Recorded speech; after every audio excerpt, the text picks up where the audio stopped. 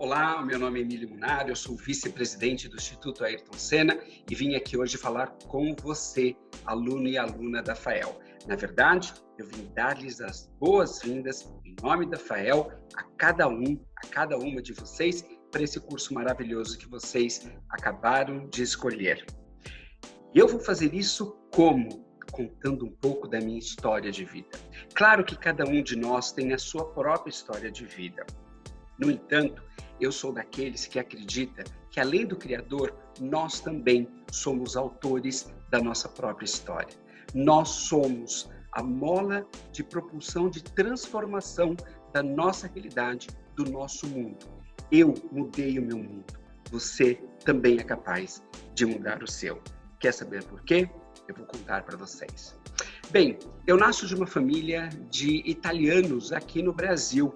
Os meus pais são a primeira geração de italianos no Brasil e eu sou a segunda geração. A família do papai é do norte da Itália, as famílias Munaro e Scavazza. A família da mamãe é do centro-sul da Itália, as famílias Natali e Caruzzo. Os meus avós, da parte do meu pai, eles se casaram na Itália e vieram ao Brasil. E aqui eles tiveram 8 filhos, dos quais um deles é o meu pai. A família da minha mãe foi um pouco diferente. Meus avós já se conheceram aqui, mesmo no Brasil, e se casaram. E aí nasceu a minha mãe. Quando os meus pais se casaram, eles tinham muita vontade de ter filhos, mas ficaram 3 anos sem engravidar. Na verdade, era um problema que o papai tinha e que ele não conseguia fazer com que a mamãe engravidasse tão rapidamente. Fez um tratamento muito rapidinho e aí deu tudo certo. Eu tenho uma irmã 10 meses mais velha, isso mesmo. O papai foi rápido, né? Demorou 3 anos, mas depois foi lá. Porque eu tenho uma irmã 10 meses mais velha e um irmão 10 anos mais novo, o Rapinha de Tacho, aqui da nossa família. O meu pai, infelizmente, não teve oportunidade de estudar. Ele estudou até o 2º ano do primário. Sabe o primário lá que nós tínhamos no passado?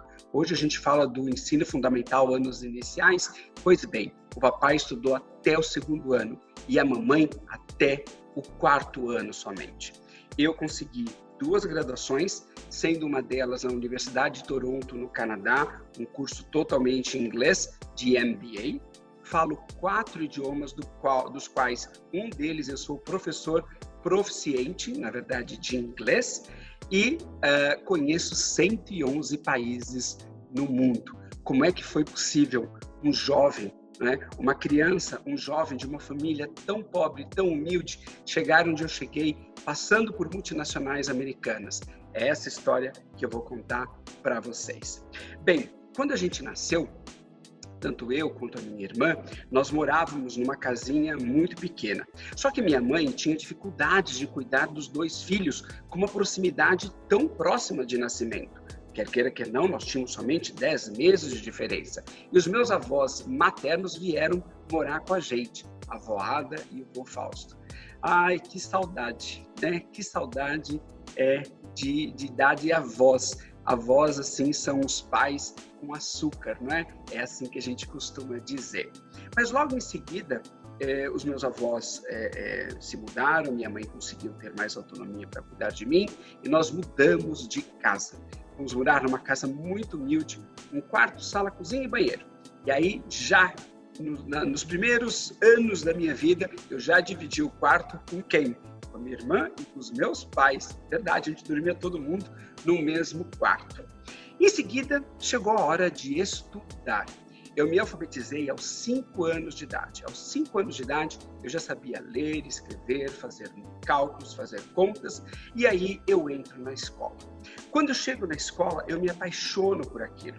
E eu vejo na escola, na verdade, a oportunidade que eu tinha de mudar a minha vida. E foi isso que aconteceu. Como eu disse a vocês, a nossa família era bastante humilde e nós não tínhamos casa própria. Sabe o que acontecia? Afinal de cada ano, a gente tinha que mudar de casa, porque vencia o aluguel, o proprietário queria fazer o aumento do aluguel, mas os meus pais não tinham como pagar. E aí, cada ano, nós tínhamos que mudar de casa. Muitas vezes, nós mudávamos de bairros completamente diferentes.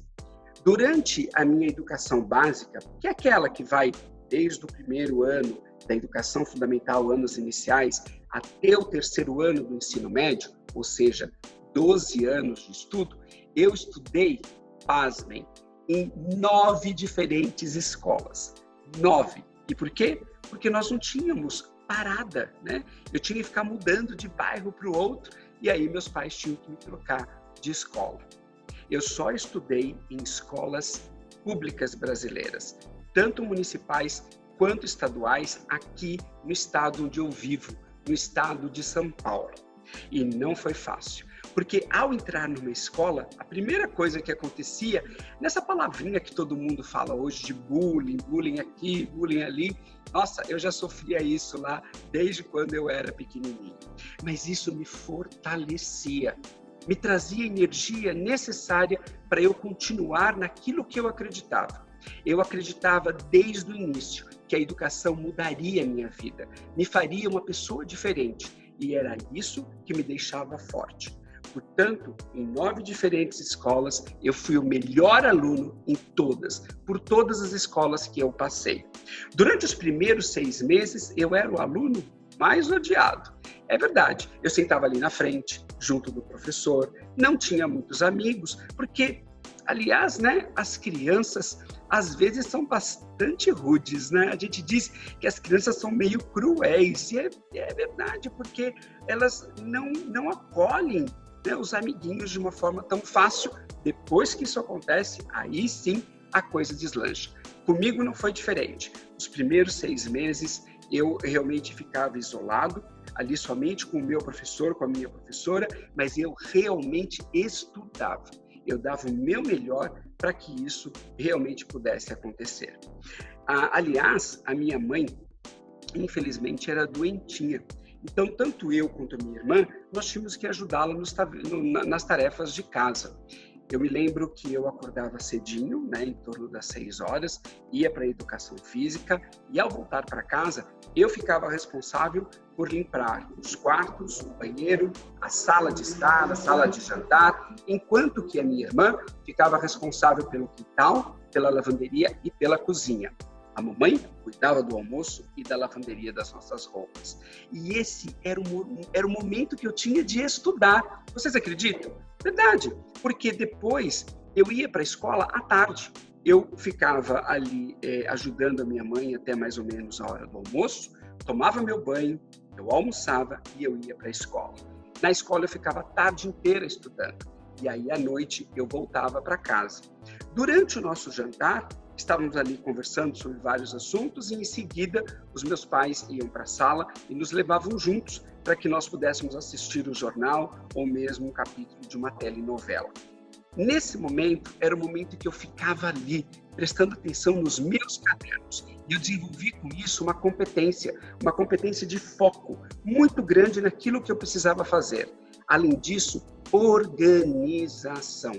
Como eu tinha um alto grau de persistência e determinação, era ali naquele momento que eu fazia meus exercícios. Era como eu me isolasse do mundo por aquelas horas e eu estudasse.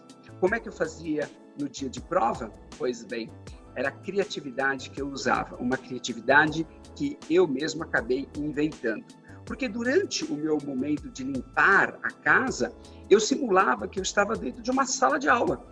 E eu estava dando aula para os alunos. Então, por exemplo, estudando história, né, a história do Brasil, ou mesmo a história da Revolução Francesa, eu lia um trecho da história, né? Então, a Revolução Francesa aconteceu neste ano, através da queda da Bastilha, e imediatamente eu reproduzia isso enquanto eu limpava toda a minha casa. As pessoas me chamavam meio de louco, mas não era. Era a forma que eu tinha de me concentrar. Em primeiro lugar, eu sabia que a educação mudaria a minha vida. Em segundo lugar, eu sabia que isso estava nas minhas mãos. Em terceiro lugar, eu tinha sim que procurar por alternativas que coubessem no meu tempo disponível para que eu estudasse e eu alcançasse o meu principal objetivo, que era qual? Me formar. Eu tinha que me formar, eu tinha que concluir, não é, o ensino fundamental, anos iniciais e finais, eu tinha que chegar até o ensino médio, eu tinha que chegar até a faculdade. teve episódios bons nisso também. Eu me lembro de um ano que eu fui estudar numa escola estadual, aqui num bairro chamado Santo Amaro. E eu estava lá, eu entrei na sala de aula, já estava tendo aula com os meus amigos, minhas amigas, as quais eu não tinha muito contato, mas era assim, viu, pessoal? Nos primeiros 6 meses do ano, eu realmente não era muito bem-vindo ali naquela sala. Mas nos últimos 6 meses, era uma maravilha. Por quê? Porque eu tinha já fechado todas as minhas notas e a partir de então vinha todo mundo pedir ajuda para eu poder ensiná-los lá a concluir essas matérias. E aí teve uma vez, eu estava na 6ª série e tinha uma moça na sala, que era uma moça linda, linda.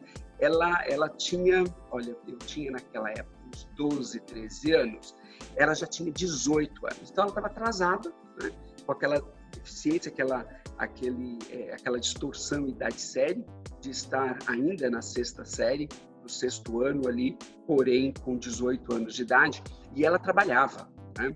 Ela trabalhava, era super independente, então os meninos ficavam todos assim, enlouquecidos por ela. Até que um dia, eu estava assim, no recreio, nessa época eu já tinha meus amigos, porque eu já estava no 2º semestre, né? E eu estava de costa.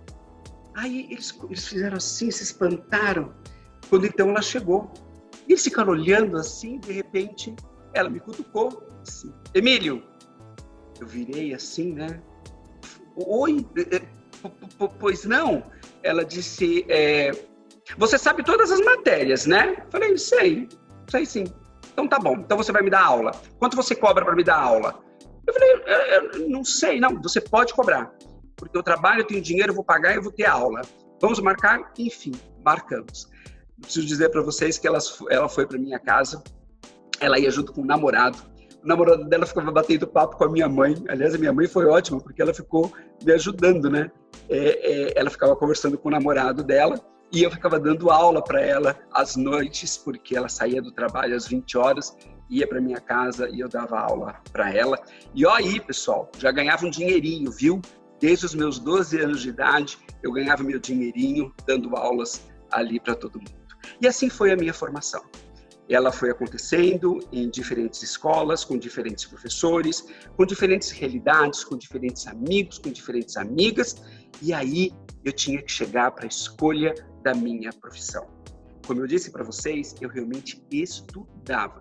Eu poderia não ser o aluno mais brilhante, mas a persistência e a determinação me fazia ser o melhor aluno. Tanto que eu fechei o 3º ano do ensino médio com todas as notas A no meu boletim.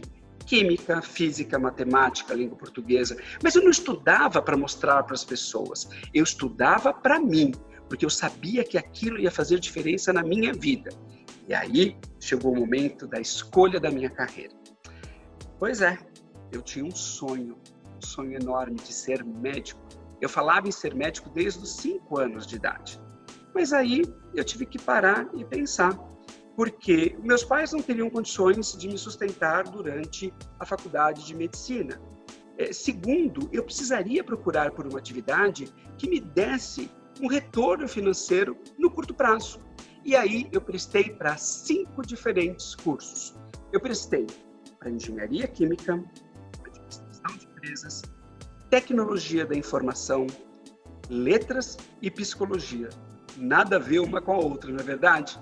Pois bem, eu passei todas elas, felizmente. E aí eu escolhi a área de tecnologia da informação para que eu pudesse realmente levar os meus estudos adiante e ter a minha primeira graduação na Universidade Mackenzie.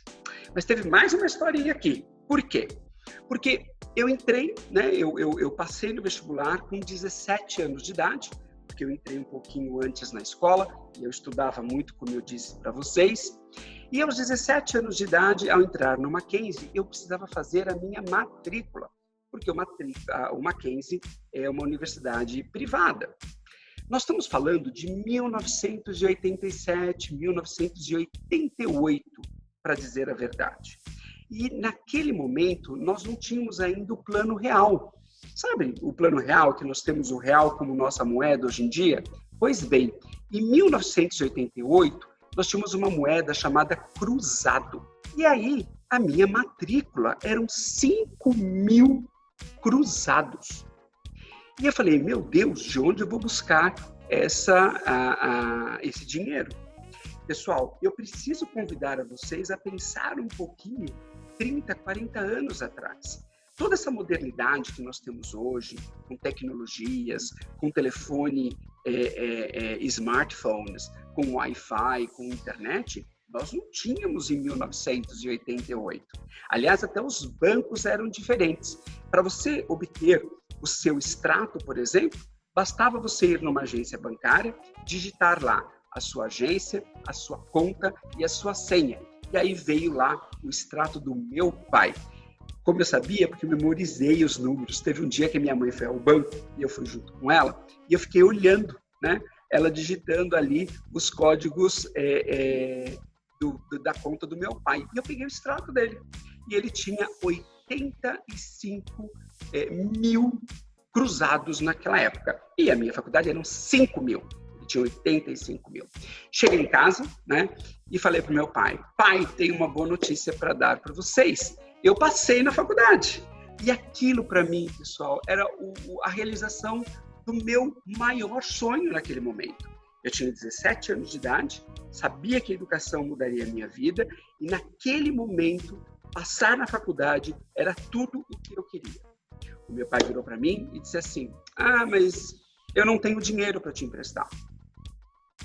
Eu falei, não, tem sim, olha o seu extrato aqui. Aí ele ficou todo bravo e falou assim, esse dinheiro é meu. Se você quiser o seu dinheiro, você vai buscá-lo. A minha mãe, chorando, né, disse assim, filho, está na hora de você ir correr atrás dos seus sonhos. E por que ela falou isso? Porque eu nasci em São Paulo, fui criado minha vida inteira na cidade de São Paulo. No entanto, quando eu tinha 14 anos de idade, os meus pais se mudaram para Cajamar, uma cidade que faz parte da grande São Paulo, a 35, 40 quilômetros aqui da capital paulista. E, obviamente, eu fui morar com eles. E a minha avó, né, a minha avó paterna, a mãe do meu pai, a minha avó Angelina, a Angelina estava viva ainda, ela tinha 88 anos de idade. E ela dizia para mim, venha para São Paulo para morar comigo. Venha para São Paulo para você fazer a sua vida. E foi isso que aconteceu. Aos 17 anos de idade, eu deixei a casa dos meus pais. Eu digo com uma mão na frente e outra na frente, porque não tinha nada. E aí eu fui para a casa da minha avó, que me acolheu super bem. Um primo meu me deu de presente uma calça, uma camisa, uma calça bege, uma calça branca e uma gravata de crochê. Vocês podem estar achando, poxa, mas então, gravata de crochê, tão demodê. Pois naquela época não era não. Era um crochê assim, todo degradê, sabe?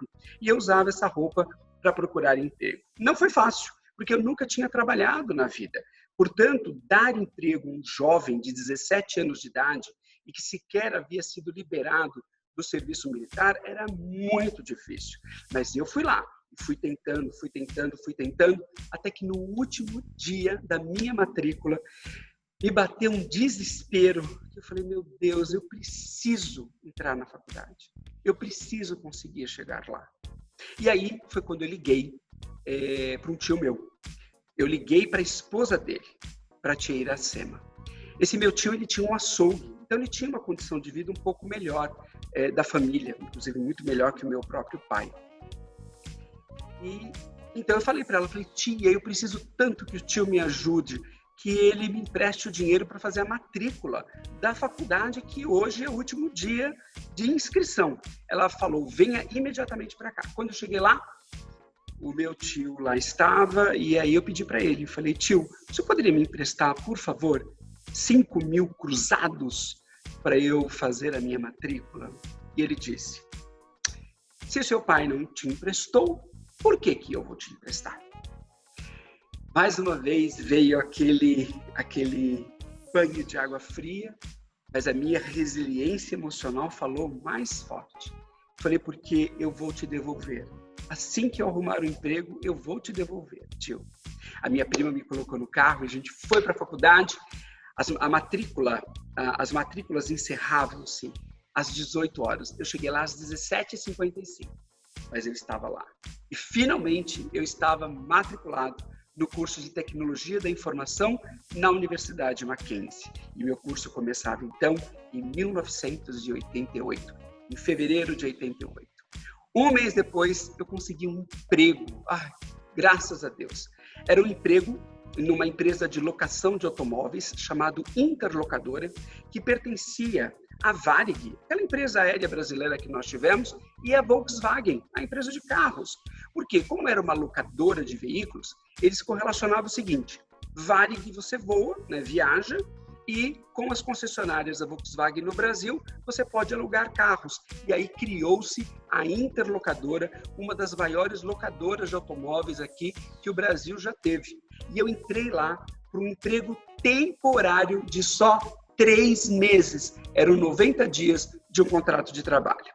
Vocês sabem o que eu fiz? Eu agarrei isso com tudo. Sabe qual que era a minha atividade? Eles estavam num processo de informatização dos contratos de locação de veículos. Portanto, eu tinha que pegar os contratos, contar mesmo, assim no dedo. Né? 40, tinha que grampear e eu tinha que numerar um por um. Eu tinha que fazer lotes de 2.000 contratos por dia, para que isso pudesse ir para a área de processamento de dados e toda a digitalização. É claro, não era um trabalho que eu gostava, porque ele não exigia de mim qualquer tipo de esforço mental. Mas a minha sorte, né, era o seguinte: eu trabalhava no almoxarifado. E o almoxarifado, ele ficava abaixo do térreo. Ele ficava, como a gente usa aí nos elevadores, no -1, né? Então era no subsolo mesmo. E a moça que ficava cuidando do almoxarifado, com quem eu trabalhava ali, que era o meu espaço físico, ela dizia: olha, durante o horário do almoço eu tenho que fechar aqui, você não pode ficar aqui. E essa foi a minha oportunidade. Eu vi a oportunidade que eu tinha de, durante o almoço, não permanecer no almoxarifado para estar onde? No escritório. O escritório funcionava no 7º andar, onde ficavam todos os gerentes, todos os departamentos, todos os diretores, inclusive o presidente da empresa. E era para lá que eu ia todos os dias após o almoço. O que eu fazia? Eu chegava no trabalho, fazia todas as minhas atividades. Na hora do almoço, eu era o primeiro a sair para almoçar. Comia em 15 minutos, bem rapidinho, e tinha 45 minutos para quê? Para estudar? Não. Para mostrar o que é que eu fazia.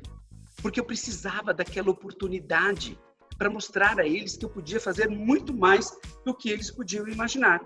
Então, eu ficava ali numa área nobre, né, do andar, e eu ficava estudando. Abria todos os meus livros, abria todos os meus cadernos, e aí as pessoas iam passando, iam olhando, iam perguntando: Emílio, o que você está fazendo? Eu estou estudando. Estudando o quê? Eu estou estudando tecnologia. Você está na faculdade? Eu falei: sim, eu estou fazendo um curso superior. Mas você é tão jovem, você tem 17, vai fazer 18 anos agora? Pois é, mas eu já faço faculdade. Eu já sei o que eu quero da minha vida. E aquilo foi passando de uma pessoa para outra, uma pessoa para outra. Detalhe, eu já falava inglês aos 18 anos de idade, mas essa história eu vou contar um pouquinho mais para frente para vocês. E aí, um dia, você estuda inglês? Sim. Você fala inglês? Eu falei: sim, desde os meus 14 anos de idade.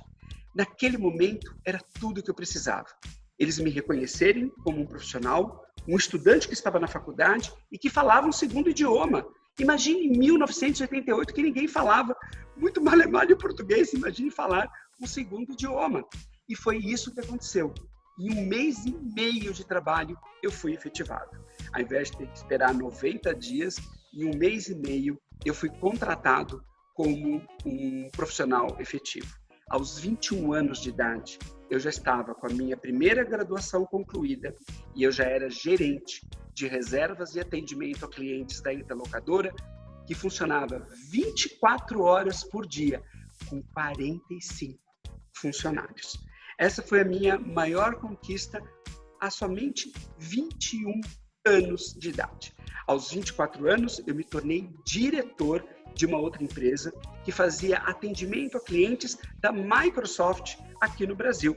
E aí, trabalhando depois para essa empresa durante 3 anos, eu queria, na verdade, trabalhar para a Microsoft, não para essa empresa que prestava serviços para ela. Eu era muito grato a essa empresa, mas eu também queria ter a minha oportunidade, o meu espaço ao sol. E foi o que aconteceu. Um dia, eu fui falar com o diretor da Microsoft, para quem eu já tinha trabalhado algo em torno de 2, 3 anos já. E eu disse a ele, olha, eu gostaria de trabalhar aqui. Ele falou, não, você tem que primeiro conhecer inglês. Eu falei, não, eu já falo inglês. Você fala inglês? Falo inglês, sim. Eu já terminei uma faculdade de tecnologia em processamento de dados, né? Ou seja, em informática, na Universidade Mackenzie. Estou me matriculando para uma pós em comunicação e marketing. E foi que depois de várias vezes, né, que eu procurava por ele, ele disse assim, olha, eu preciso ser honesto com você. A Microsoft não vai te contratar. Eu falei, mas por quê? Porque você trabalha para uma empresa que presta serviços para nós. Portanto, é antiético, isso não vai acontecer. Bom, eu entendo. Essa é a sua última decisão. É a última decisão. Eu falei, tá bom. Quem é o seu maior concorrente? E ele me disse, a IBM é meu maior concorrente. Eu falei, então tá bom. É lá que eu vou trabalhar. Depois de 6 meses, eu havia arrumado um emprego na IBM.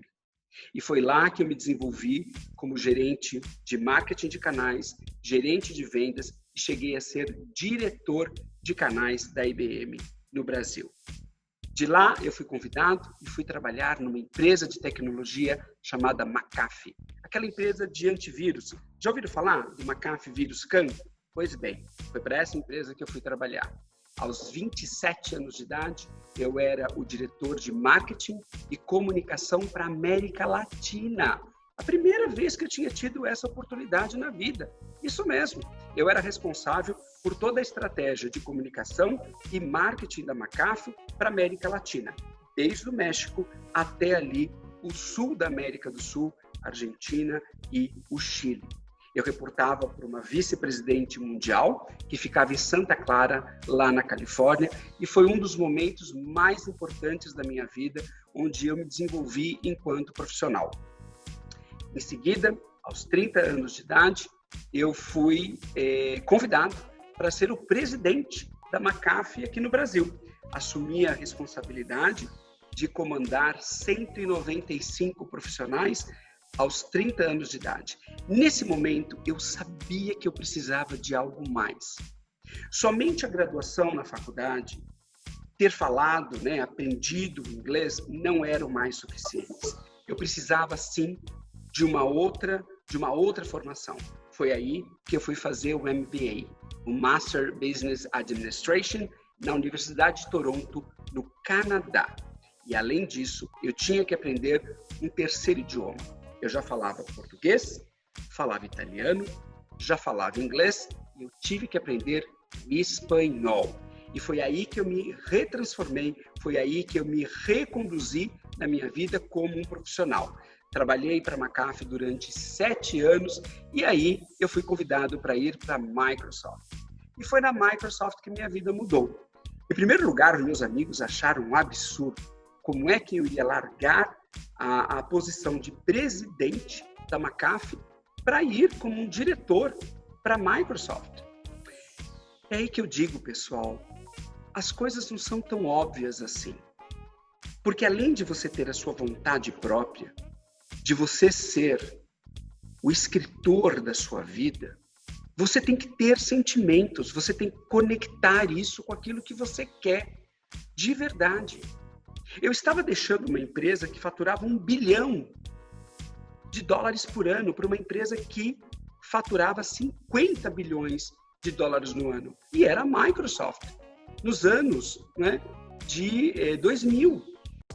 Então, isso era muito diferente. E foi o que eu fiz. Fui para a Microsoft como um diretor. Cheguei lá, eu era sozinho. Em meses, eu tinha uma equipe. Fiz parte da diretoria junto com a presidência da Microsoft e onde a minha vida se transformou por completo. Por quê? Porque na Microsoft eu fui o primeiro diretor de educação e cidadania corporativa da Microsoft aqui no Brasil. Isso em 2005. Em 2006, eu fui convidado para participar de um projeto chamado Cidadão Pro Mundo. É um projeto de uma ONG que existe aqui em São Paulo, onde nós lecionamos inglês para crianças carentes de comunidades em estado de vulnerabilidade aqui. E como eu já dava aula de inglês, né, e eu dava aulas particulares, eu falei, não, é aí mesmo que eu vou devolver para a sociedade aquilo que eu recebi. E eu passei a lecionar. Depois de um ano que eu estava dando aulas nas comunidades, eu costumo dizer que nada na vida é por um acaso, né, pessoal?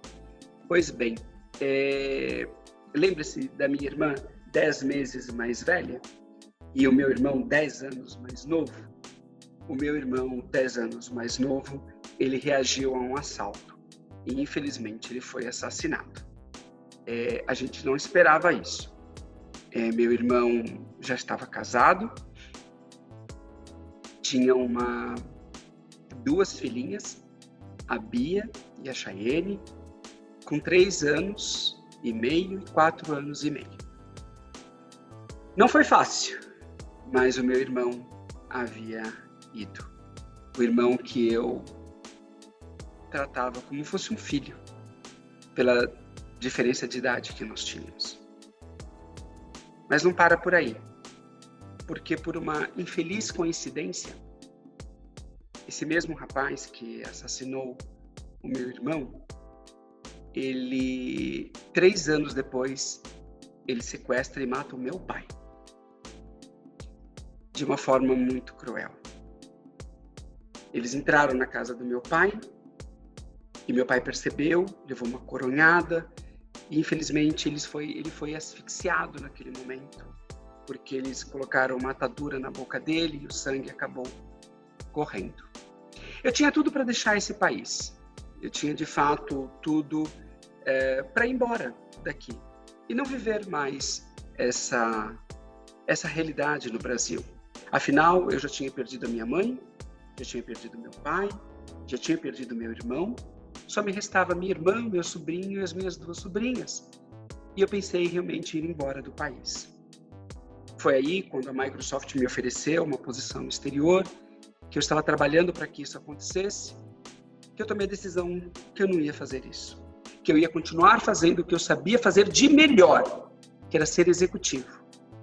Mas com um propósito de vida diferente.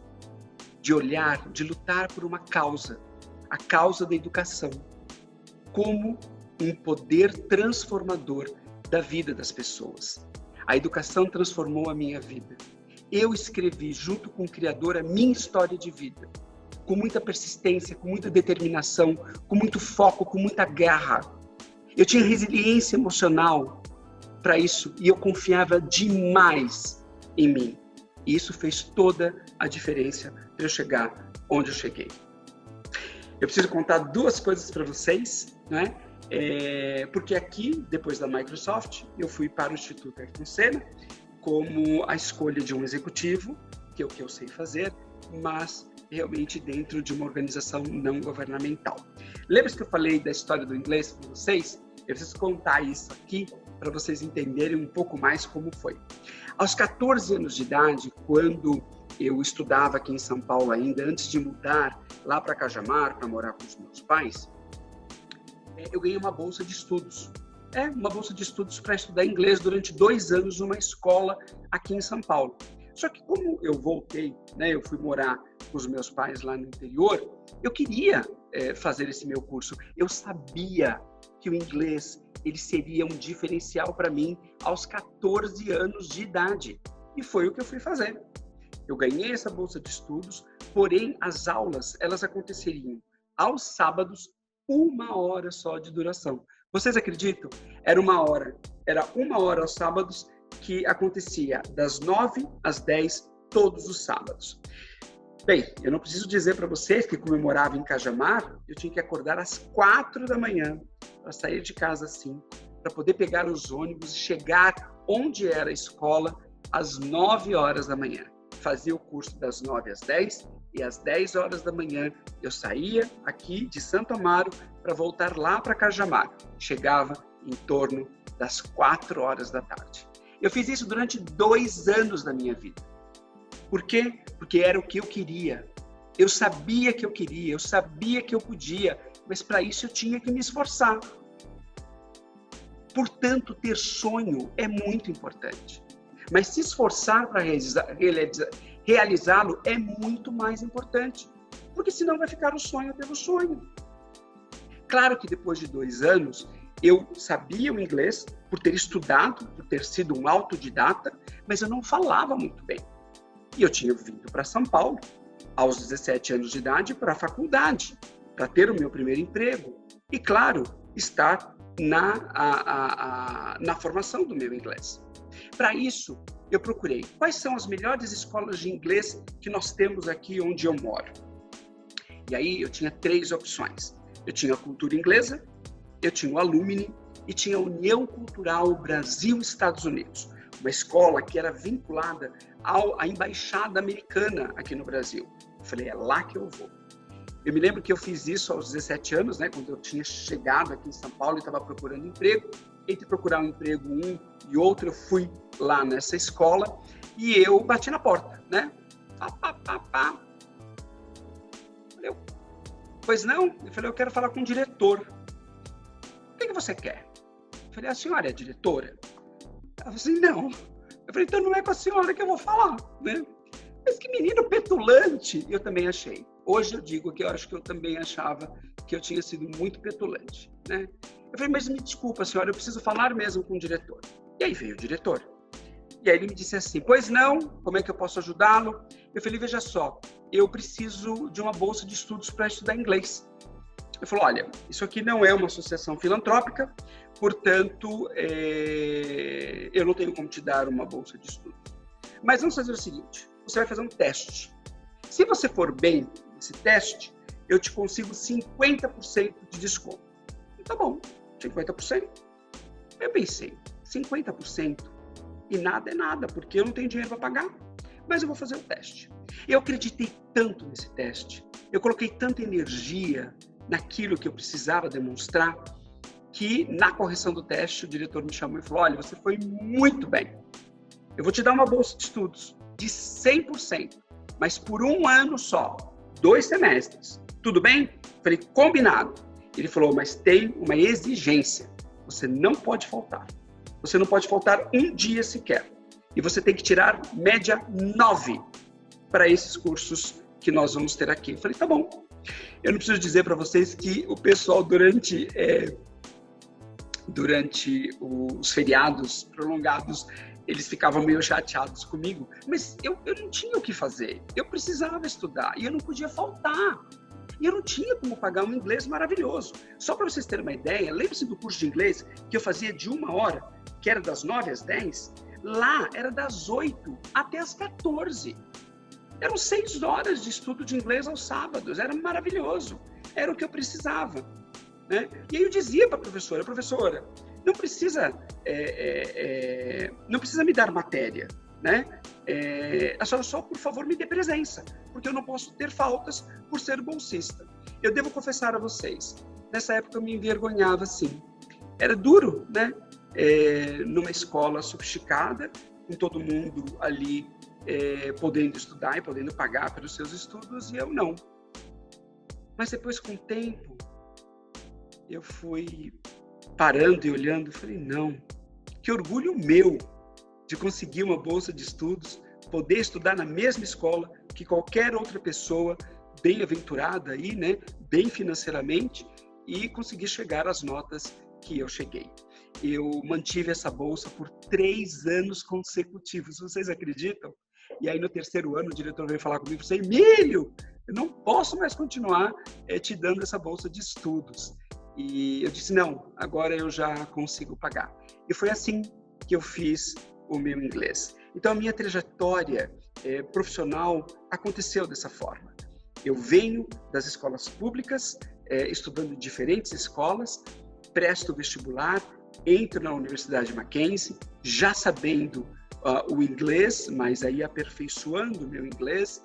Em seguida, eu sabia que eu tinha que ter um MBA internacional para poder me diferenciar, aprendendo um 4º idioma e, obviamente, com toda essa minha experiência de vida.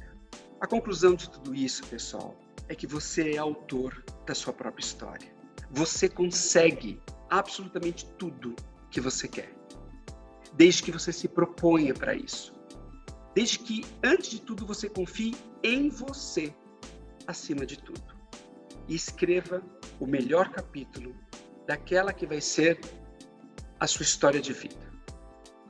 A você vão valer os fracassos, mas a você também vão valer todos os sucessos e todos os prêmios. Para finalizar, eu preciso contar uma história muito legal que aconteceu e que vocês vão falar assim: Emília, eu não acredito que isso aconteceu com você, mas eu vou contar. Determinação. Essa é a palavra do jogo. Eu contei para vocês que aos 17 anos de idade, em 1988, eu entrei na faculdade.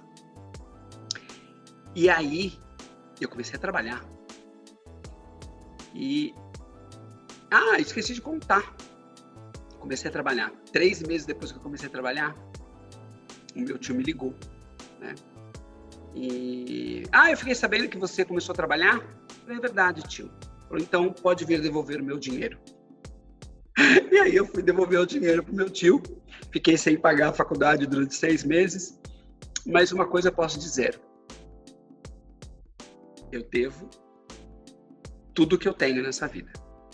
A ele, lá em cima, ao Papai do Céu e a mim. A mais ninguém. Ninguém vai poder dizer, eu formei o Emílio, eu emprestei dinheiro para ele, ele só é o que ele é por causa de mim. Não.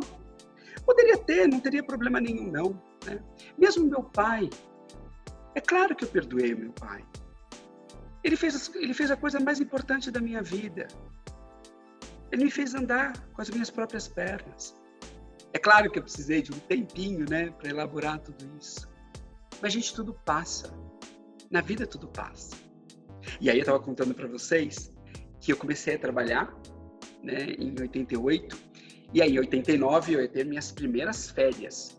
E eu já tinha determinado para mim, nas minhas primeiras férias, eu vou passar as minhas férias no exterior, nos Estados Unidos. Meus amigos falam assim, você é louco? Só pode ser louco, né? Só pode ser louco, Emília, porque você não tem dinheiro para nada. Como é que você vai para os Estados Unidos? Vocês vão ver. Aí, olha só. Por isso que eu digo que quando a gente quer alguma coisa, a gente tem que ir atrás daquilo. E não desistir. Persistir. O seu diploma, a sua certificação, a sua pós-graduação, vá atrás. Porque se eu conseguir, qualquer um de vocês aqui também pode conseguir. E aí, eu coloquei isso para mim, mas uma coisa me ajudou. Porque aos finais de semana, para juntar um dinheirinho, eu conheci uma moça que trabalhava numa agência de turismo e ela dizia assim, Emília, você não quer ser guia turístico aos finais de semana aqui em São Paulo? É um jeito de você ganhar dinheiro. E não é que deu certo? Comecei a trabalhar como guia turístico, né? Porque eu trabalhava de segunda a sexta-feira, estudava, fazia meus cursos de inglês aos sábados, mas quando eu estava de férias, eu tinha o final de semana livre. E foi aí que eu conheci uma mulher chamada Sônia. E eu falei, Sônia, eu queria tanto que você me desse uma oportunidade de viajar ao exterior. Você não tem nenhum amigo? Eu falei, eu tenho. Paulo Maurício. Paulo Maurício é um guia que trabalha no exterior, lá nos Estados Unidos, né? Ele é carioca, e eu vou falar com ele para que ele possa te levar para os Estados Unidos, então, numa viagem lá. Falei, verdade? Você vai fazer isso por mim? Ela falou, vou, pode deixar. E aí ela conversou com o Paulo Maurício, isso era meados de abril de 1989. Quando foi em maio, né, eu conversei com esse Paulo Maurício por telefone, e ele falou, não, tá tudo certo, fica tranquilo, pode tirar suas férias no dia 7 de julho. Guardem essa data, 7 de julho. No dia 7 de julho, a gente vai fazer uma viagem juntos para a Flórida. Você vai conhecer Miami e Orlando e vai conhecer o parque da Disney, que era o meu sonho. O meu sonho de vida era conhecer o parque da Disney, não é? E aí eu falei, então tá bom, dia 7 de julho eu vou fazer o pedido das minhas férias e a gente volta a se falar. E acabou. Pessoal, de novo, a gente está falando de uma época que não tinha WhatsApp, não tinha Facebook, Instagram, não tinha nada. Né? As comunicações eram só no telefone e as ligações eram caríssimas, né? E assim foi, né? 89, e tal. Quando chegou no dia 27 de junho, era uma terça-feira, eu preciso ligar para o Paulo Maurício, né? Porque na semana que vem a gente vai viajar, né? Preciso deixar tudo combinado com ele. Eu não conhecia o Paulo Maurício, não conhecia nada, né? Aí eu liguei para ele. Oi, Paulo Maurício, tudo bem? Aqui em Emílio Munaro, estou ligando só para confirmar nossa viagem na semana que vem. Não, está tudo confirmado, dia 7, então a gente embarca. Eu preciso que você me mande seu passaporte com visto americano. Eu, passo o quê? Ele, passaporte com visto americano. Você não tem? Eu falei, tenho, claro que tenho. Tenho na cor que você quiser, né? Cor? Não, fica tranquilo. Paulo Maurício, o que eu tenho que fazer? Ele falou, não, me mande uma cópia pelo fax, né? Para a gente poder providenciar aqui. Eu falei, deixa comigo, eu vou resolver. Desliguei o telefone e falei, meu Deus, e agora? Agora eu tô perdido. O que é esse raio de passaporte com visto americano? Eu não sabia. Vejam, eu era um menino humilde e eu não sabia que para sair do país você precisava de um passaporte, muito menos um tal de visto americano para poder entrar nos Estados Unidos. Aí fui falar com a secretária do presidente, a Paola, né? Ela era toda sofisticada, toda chique. Eu falei assim, Paola, pelo amor de Deus, me fala o que é o tal do passaporte com visto americano. Ela falou assim, Emília, é o documento que qualquer brasileiro precisa para sair do país. Eu falei, como é que eu faço para ter um desse? Ela falou, você precisa sim ir até a Polícia Federal para que você possa ter esse passaporte. Eu falei, meu Deus do céu. Pessoal, naquela época não existia internet, aplicação de entrar na internet. Não, tinha que pegar um formulário, era amarelo, todo amarelo, e tinha que preencher, né? E aí, isso foi no dia 27, no dia 28, eu preenchi todo esse formulário bonitinho, tinha que pegar a assinatura do meu pai e da minha mãe, porque eu era menor, e aí no dia 29 de junho, numa quinta-feira, eu chego lá na Polícia Federal, às 4 horas da manhã, sou o primeiro da fila. Ali o primeiro da fila, abre-se o guichê, a mulher pega meu documento, a sua mãe assinou no lugar do seu pai assinou no lugar da sua mãe, não vai ter o passaporte. Falei, pelo amor de Deus, senhora, pelo amor de Deus, é só trocar a assinatura. Falou, não, ou entrega pronto ou nada pronto. Eu comecei a chorar. Claro que eu comecei a chorar. Não tinha outra alternativa, né? E aí um homem, que eu costumo dizer, acho que foi um anjo, ele veio ali perto de mim, ele tinha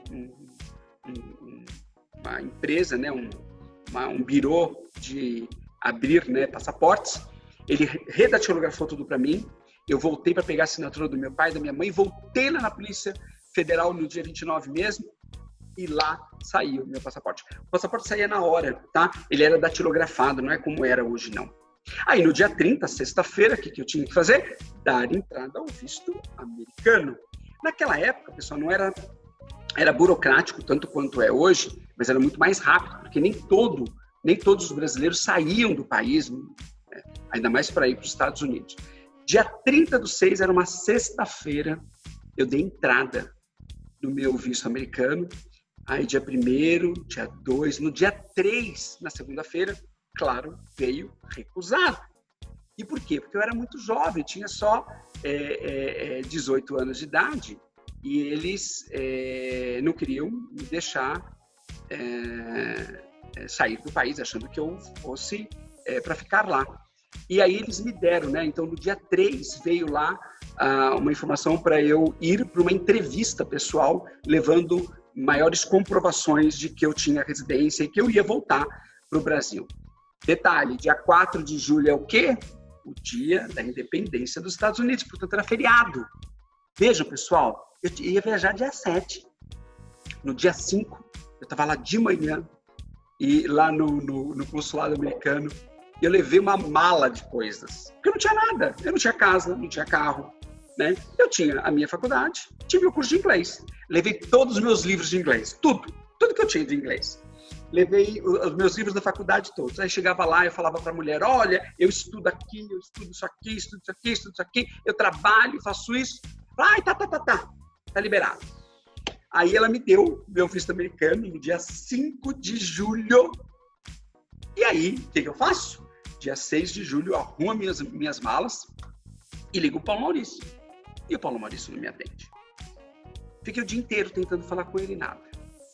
E dia 7 era o dia que ele falou que a gente embarcava. Como não? Não é verdade?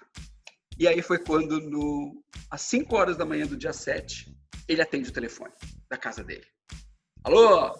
Falei, Paulo Maurício, aqui é o Emílio Munaro, tudo bem? Então, é hoje que a gente vai viajar, né? Ele falou, é hoje mesmo. Falei, então tá, como é que eu faço para te encontrar? Ele falou, você vem aqui para o Rio de Janeiro, né? No aeroporto do Galeão, que a gente vai embarcar à noite. Falei, mas como você é? Ele falou, você sou alto, magro, bem cabeludo.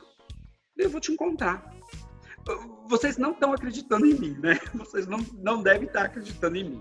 Pois bem, eu falei que eu ia para lá para encontrar com o Paulo Maurício.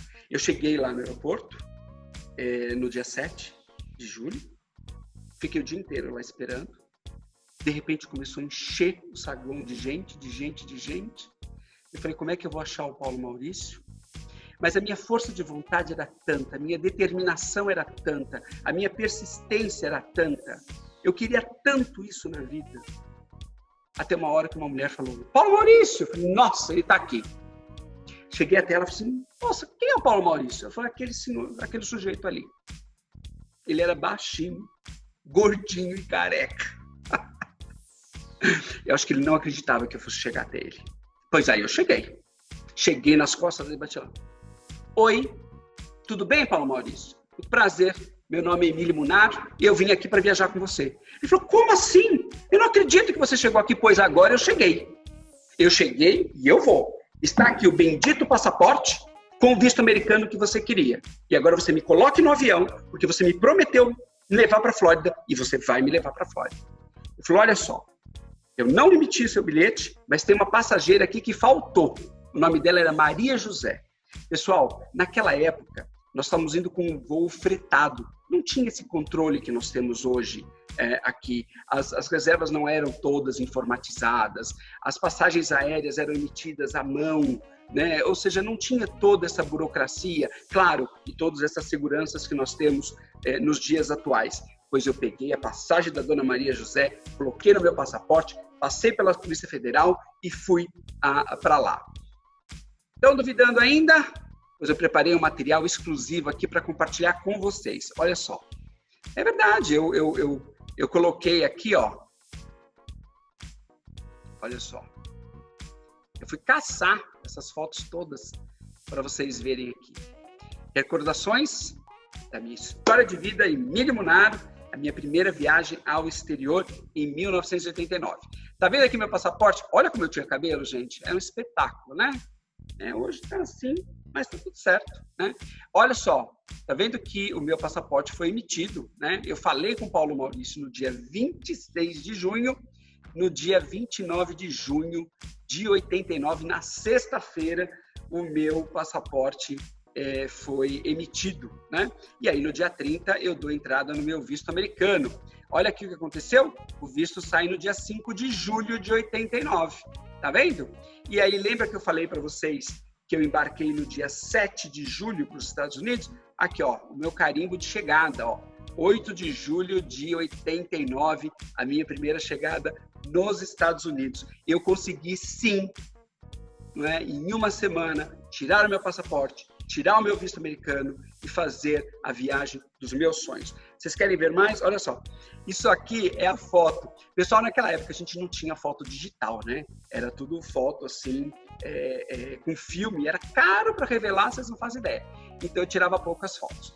Aqui, olha o tamanho do saguão do aeroporto. Olha a quantidade de pessoas. Como é que eu ia encontrar o bendito Paulo Maurício? Então eu tinha que ficar atento mesmo.